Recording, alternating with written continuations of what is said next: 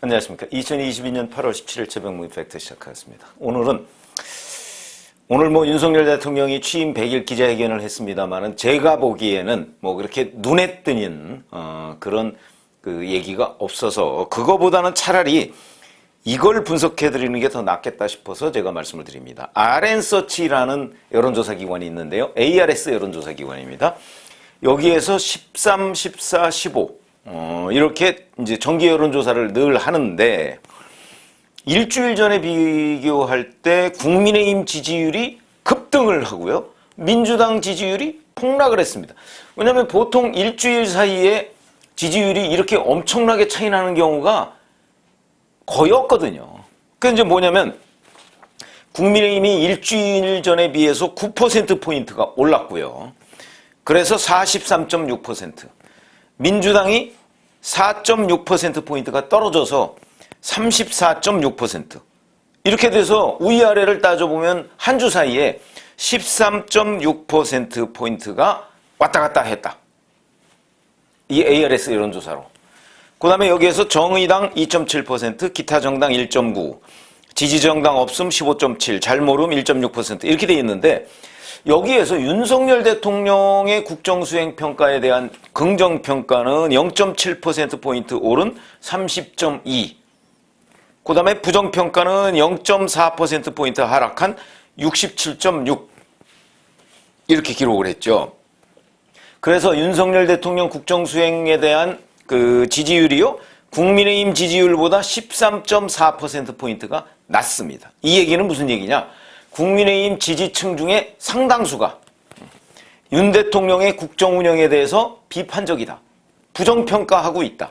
이런 얘기가 되는 겁니다. 물론 그 사람들이 이준석 전 대표 지지자와 일치하느냐? 그건 우리가 단정적으로 얘기할 수는 없지만 국민의힘 지지층 중에 그래도 꽤 많은 숫자가 윤석열 대통령의 국정 수행에 대해서 부정평가를 하고 있다는 건 중요한 포인트 중에 하나입니다. 자, 그러면 이 RN서치 조사에서 왜 이렇게 일주일 사이에 지지율이 어마어마하게 널뛰기를 했느냐? 그럼 일주일 사이에 도대체 무슨 일이 있었느냐? 우선 첫 번째가 13일 날 이준석 전 대표가 기자회견을 했었죠. 이걸로 그때 국민의힘 갈등이 거의 최고조에 달했습니다. 이후에 이준석 전 대표가 가처분 신청을 하고 이렇게 돼서 여전히 그 후폭풍이 13, 14, 15까지 이어졌습니다. 자, 여기에 대해서 국민의힘 또 의원들 일부 윤석열 대통령의 측근이라고 하는 의원들이 또 이준석 대표 공격하고 그다음에 이제 당의 원로들이 또 이준석 전 대표에 대해서 자중자애하라 이렇게 계속 지적하고 하는 것들. 그러니까 이 RN서치가 조사한 13일부터 15일 사이에 국민의힘의 갈등은 점점 더 확산되어 나가고 특히 15일 같은 경우는 이준석 전 대표가 또 방송에 나와서 윤석열 대통령을 직접 공격하기도 했습니다. 이러니까 이 갈등이 최대의 화두였다. 그런데 국민의힘은 왜 이렇게 지지율이 올랐느냐? 이게 이제 궁금해지는 대목이죠. 그래서 근데 이 기간 동안에 또 있었던 거는 이재명 의원, 이재명 대표, 28일 날 대표가 되니까 이재명 대표의 사법적 리스크를 막기 위한 당원 80조 개정 어저께 완결됐습니다만은 13, 14, 15 여전히 그 개정하기로 했다 이런 기사들이 많이 나왔거든요. 그러니까 이 일도 있었다. 그래서 국민의힘과 민주당에서 큰 일이라고 하면 이준석 리스크가 있었고 여기에는 당원 개정 후폭풍이 있을 텐데 그런데 그 결과가 이렇게 나타났다. 그럼 이건 뭘 의미하느냐? 저도 궁금해서 몇 군데 좀 여론조사 전문가들한테 그리고 실제 또 여론조사를 RN서치에서 담당했던 분한테 물어봤습니다. 제가 이게 뭘 의미하냐 그랬더니 RN서치 여론조사는요. 일단 13일에 그러니까 다른 조사하고 달리 이준석 전 대표가 기자회견을 한 직후부터 시작을 했답니다. 직후부터. 그러니까 이준석 영향이 굉장히 극대화됐을 때 여론조사를 시작해서 14, 15 그 후폭풍이 가라앉지 않을 때까지 여론조사가 진행이 됐다는 거죠. 사흘간. 이게 뭘 의미하느냐면 그쪽에 설명이 그렇습니다. 저도 꽤 그럴듯한 분석이라고 생각을 합니다. 무슨 얘기냐면, 자, 이준석 대표가 눈물 흘리고 어쩌고 저쩌고 그동안에 내가 이렇게 많이 당했습니다. 뭐 이런 얘기를 하니까 윤석열 대통령 지지자 이런 사람들은 꼴 보기 싫었을 거 아닙니까? 저 눈물 보이고 또 쇼하네 이랬을 거라고요. 이 사람들이 적극적으로 결집했다. 그거는 어디에서 할 수 있냐면 이 조사를 보면 대개 60대 이상 TK 뭐 이런 쪽에서 일주일 전에 비해서 국민의힘 지지가 급등했습니다. 이게 바로 저는 윤석열 대통령 지지자들이 결집한 효과. 이 효과는 이준석 기자회견의 역풍이라고 봐야죠. 그렇게 봐야 되고요. 그 이면에는 또 어떤 것들이 있냐면, 자, 이준석 전 대표가 기자회견을 하면서 뭐 눈물 짜고 어쩌고 하니까 또 2030에서는 아, 저런 이준석 대표를 좀 우리가 도와줘야 되겠다 라고 생각하는 사람이 꽤 있었다는 거죠. 그렇게 분석을 하더라고요. 그건 왜 그러냐면 일주일 전에 비해서 또 2030에서 국민의힘 지지가 올랐습니다. 그것도 13일, 14일 연속으로 굉장히 많이 2030에서 국민의힘. 왜냐하면 13일 날 기자회견하고 나서 13일 날 밤에 이준석 전 대표가 당원 가입하기 좋은 토요일 이렇게 얘기를 했거든요. 그러니까 이준석을 또 좋아하는 일부 2030에서는 앞으로 혹시 어떻게 될지 모르니까 이준석을 지지하자 이래가지고 적극적으로 응답했고, 반면에 이준석을 싫어하는 윤석열 대통령 지지층은 결집하고, 이 두 가지는 다 국민의힘 지지율이 올라갈 상황입니다. 이렇게 되다 보니까 국민의힘 지지율이 13, 14 이렇게 연속으로 폭등을 했다. 저는 이게 그런 여론조사 기관의 설명이 꽤 일리가 있다 이렇게 생각합니다. 저희야 뭐 솔직히 말해서 저희가 직접 조사한 당사자가 아니니까 잘 모르지만 그런 효과가 있는 것으로 보이고, 그러면 반대로 민주당은 왜 이렇게 폭락했나? 일주일 사이에요? 일주일 사이에 4.6%포인트가 떨어졌다는 것은 폭락입니다. 여론이라는 게 그렇게 뭐 일주일 사이에 어마어마하게 널뛰기 하지 않습니다. 그러면 이거는 무엇일까?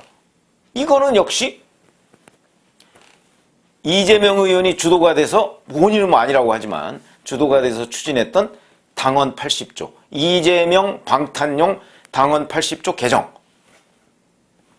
이 얘기가 나온 지가 제법 됐는데, 물론 어제 완결되긴 했지만, 완결은 아니죠. 뭐 앞으로 뭐 비대위로 넘어가고 뭐 중앙위원회인가 뭐 거기 또 최종 의결을 거쳐야 된다고 하지만, 그거 뭐 일부 친문 중진들이 반대하는데, 비명 중진들이 반대하는데 그거 별 변수 안 될 겁니다. 그러니까 뭐 확정된 거나 마찬가지인데 13, 14, 15 이때도 여전히 그 얘기는 나왔거든요.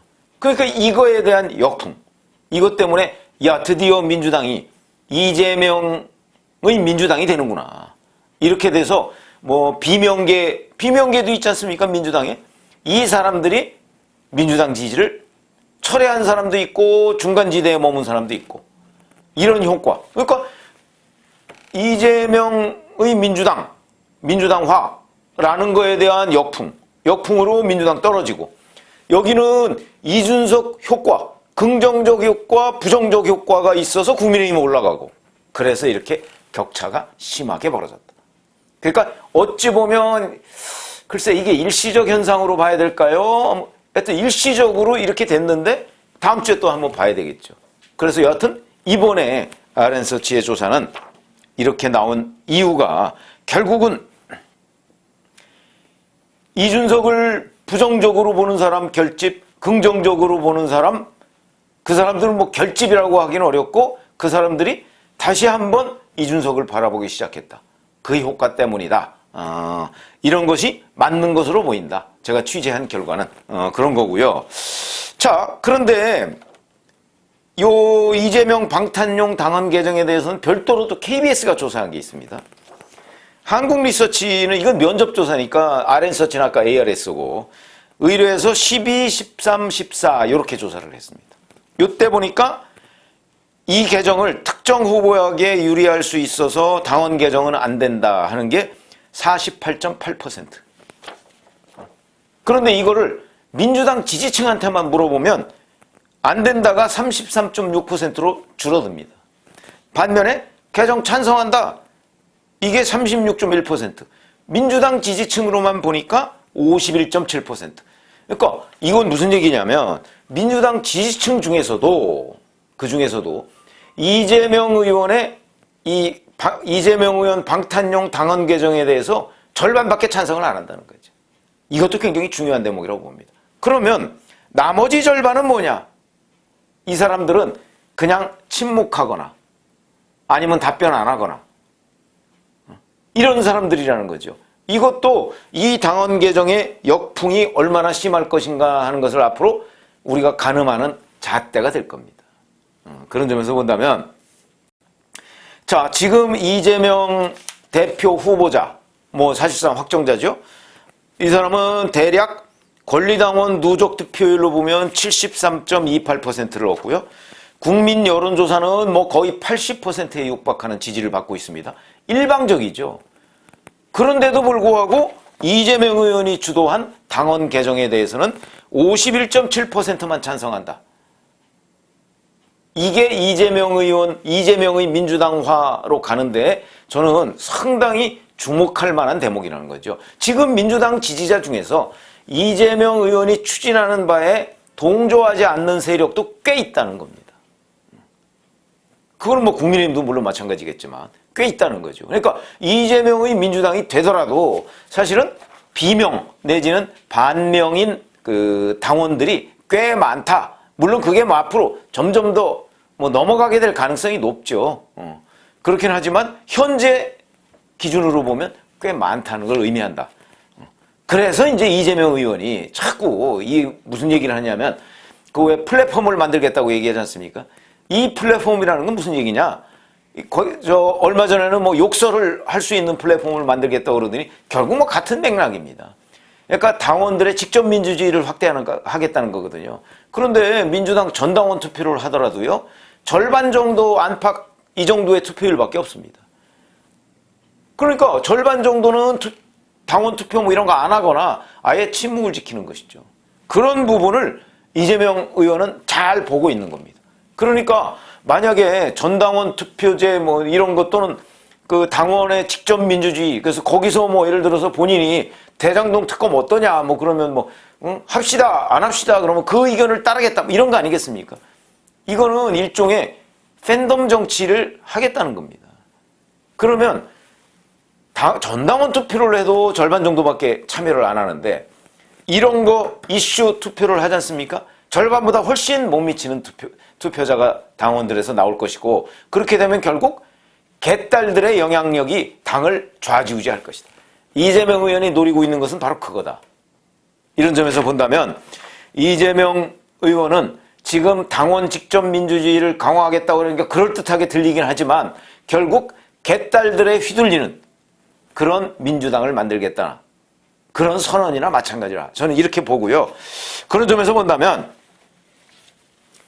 이재명 의원의 민주당, 이재명 대표가 끌고 가는 민주당에 대해서 거부감을 가지고 있는 당원들이 현재도 꽤 많다 하는 것이 우리가 확인할 수가 있고, 그 다음에 또 하나는 이 당헌 80조 개정에 관해서 상당한 정도의 민주당원들이 부정적으로 보거나 아니면 그냥 침묵하고 있다. 왜냐하면 지금 이재명 대표 외에는 사실상 대안이 없으니까. 그런 것이지 이 당헌 개정은 실제 민주당 지지자들 중에서도 51.7%밖에 찬성을 못 얻고 있다. 이런 얘기가 되고요. 그래서 오늘 제가 이제 일주일 사이에 RN서치 조사가 이렇게 엄청나게 널뛰게 한 이유에 대해서 좀 취재를 해서 말씀을 드렸고요. 참고로 이 한국리서치 조사에서는 이 조사가 민주당이 35.8, 국민의힘이 33.2, 정의당이 6.0 이렇게 돼 있습니다. 그런데 이거는 14일까지 조사한 거거든요.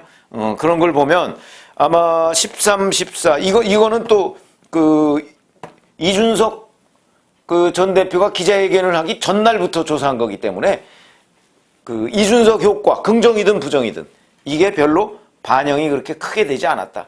이런 의미에서 좀 차이가 있을 수 있는데 앞으로 한 일주일 뒤에 또 이제 RN서치 조사나 이런 거를 한번 보면 이 이준석 효과라는 게 참 국민의힘에 미치는 영향이 그러니까 플러스적인 효과, 마이너스적인 효과 이런 게 동시에 있다.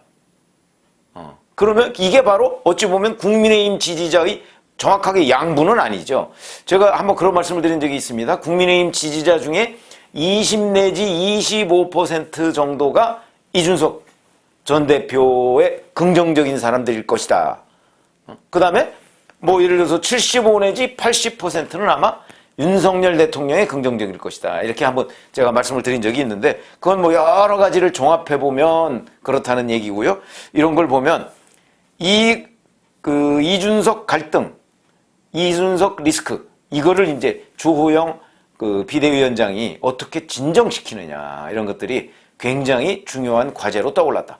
15일 날 만나서 뭐 저녁을 함께 한 거로 돼 있는데 그거에 대해서 이준석 전 대표가 뭐 방송이나 이런 데서 아직까지는 뭐 이걸 뭐 공격한다든가 뭐 막 또 뭐 까발리고 뭐 이러지는 않는 걸 봐서 저는 그날 합의도 없었지만 그렇다고 해서 또 분위기가 아주 나빴다 이렇게 보지는 않습니다. 그러니까 지금부터는 주호영 비대위원장의 정치력 여기에 당의 안정 여부가 달려있다 이렇게 또 얘기를 할 수가 있겠습니다. 고맙습니다.